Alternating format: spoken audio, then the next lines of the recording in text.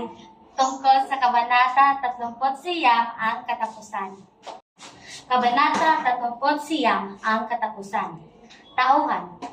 Simon, ang nagtatagong tauhan na sugatan at nagpasya uminom ng lason bago mahuli.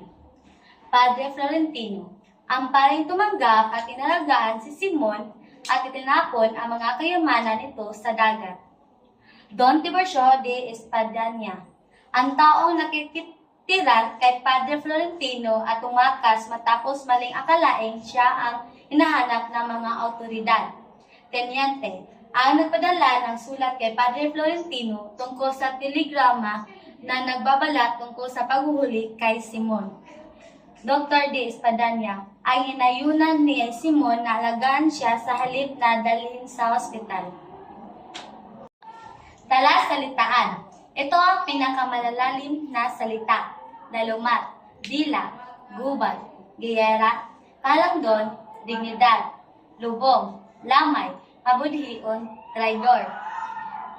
Pahamatingon, banta, Pinoy anan, tahanan, busil, baril, suba, ilog, ulipon, alipin.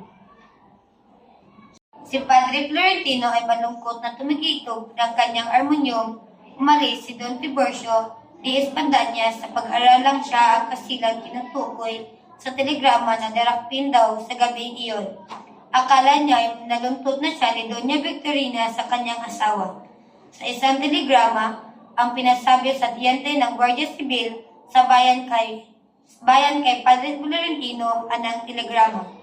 Espanyol, escondido, Casa Padre Florentino, Cojera Remitara, Vivo Verte. Si Simon talaga ang tinutukoy sa telegrama. Sugatan dumating sa bayan ni na Padre Florentino, si Simon may 2 araw na ang nakaraan. Di na siyang inusisa ng pare, walang alam ang pare tungkol sa mga kaganapan.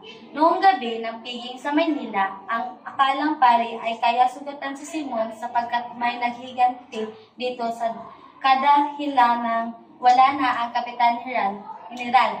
Ngunit paliwanag ni Simon ay nagkasugat lamang siya dahil sa kawalang pag-iingat. Nang matanggap ng pare ang telegrama, ay naginala ito na si Simon ay tumakas sa mga kawal na tumitikos sa kanya sa Maynila. Si Simon naman ay ayaw magpagamot sa ospital, ngunit pumayag na mag-aalaga kay Dr. de Espadaña. Maluba ang sugat na natamo ni Simon, itinigil ni Padre Florento ang pagtugtog at inisip ang kahulugan ng pakutyang ngiti ni Simon. Nang mapatid nito ang tungkol sa telegrama at sa 4 ng gabi ng dating mga darakip.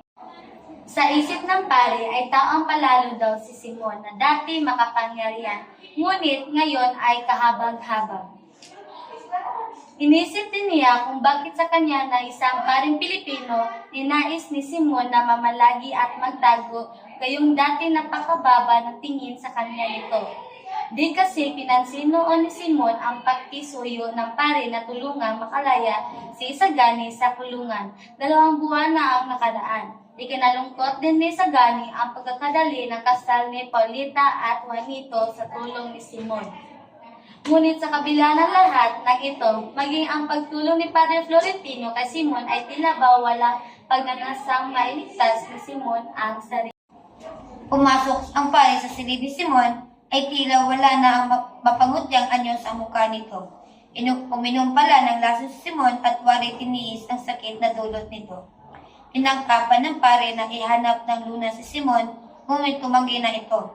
Nagdasal ang pare at pagkatapos ay buong kabanalang kanyang nilapit sa isang silyo sa may sakit at lumalagat na makinig. Dito na ipinagtapat ni Simon ang tunay niyang katawan. Halos nasindak ang pare. Malungkot na ngumitik ang may sakit, tinangpa ng pare ng panyo ang muka at tumungo upang makinig. Isinaraysay ni Simon ang kanyang buhay. 13 taon siyang tumigil sa Europa upang mag-aral sa kabumalik sa Pilipinas na puno ng pangarap at pag-asa. Napatawanan niya noon ang mga nagkasala sa kanyang ama at piniling mabuhay ng tahimik at mapayapa. Ngunit isang kaguluhan ang dumating sa kanyang buhay at isang iglap ay nawala sa kanya ang kanyang pangalan, yaman, pag-ibig. Kinabukasan at kalayaan. Naligtas lamang siya sa kamatayan sa tulong ng isang kaibigan. Tinangkadaw niyang maghiganti, nagpunta siya sa ibang bansa, dala ang bahagi ng kayamanan ng kanyang magulang at siya'y nangangalakal. Sumali daw siya sa Mexican sa Cuba. Makalan ay nagtanong si Simon kung bakit hindi siya tinulungan ng Diyos sa kanyang layunin. Ang sabi ng pare ay dahil masama ang kanyang pamaraan saka nagpaliwanag. Tinanggap ni Simon ang mga sinabi ng pare, inabig siya ay nagkamali at naitanong na dahil ba sa pagkakamaling iyon ay ipagkakait na ng Diyos ang kalayaan ng isang bayan at ililigtas ang napakaraming higpit pang salarin kaya sa kanya. Tumugon ang pare at sinabi ang matapat at mabait ay nararapat na magtiis ng ang mga adhika nila ay makilala at lumaganap. Ang nararapat na gawin ay matiis at gumawa. Napailing lamang si Simon. Madali lamang daw sabihin ang magtiis at gumawa sa mga taong hindi pa nakaranas ng ganoon. Natanong pa ni Simon na ang klaseng Diyos daw ang humingi ng ganoon kalaking pagpapasakit. Sinabi naman ng pare na ito raw ang isang Diyos na makatarungan at nagpaparusa sa kakulangan ng tao ng pananalig at sa mga gawang masama. Dagdag pa niya, pinabayaan natin ang kasamaan kaya katulong tayo sa paglikha nito. Ang kalayaan ay di natin dapat tuklasin sa tulong ng patalim. Tuklasin ito sa tulong na nagpapataas ng uri ng katwiran at karangalan ng tao. Gumawa tayo ng mabuti, tapat at marangal hanggang mamatay tayo dahil sa kalayaan. Pinisili si Simon ang kamay ng pare, nagharin ang katahimikan. 2 pisil pa. Nagbuntong hininga si Simon at higit na mahabang katahimikan ang namayani. Nakagulong na lamang ang pare ng nasaan ang kabataang naglalaan ng magagandang sandali ng kanilang mga pangarap at kasiglaan alang-alang sa ikakabuti ng kanyang bayan. Saan naroon ang handang magpakamatay upang hugasan ng dugo ang napakaraming pagkakasala.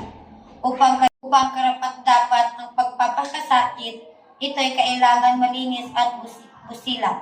Nasaan ang kabataang may lakas na tumanan na sa amin. Ng dugo ang napakaraming pagkakasala. Upang karapat-dapat ang pagpapakasakit ito'y kailangan malinis at busila. Nasaan ang kabataang may lakas na tumanan na sa aming mga ugat, ng kalinisan ng diwa na narumihan na sa amin, ng apoy ng sigla na patay na sa aming puso. O kabataan, kayo'y aming hinihintay.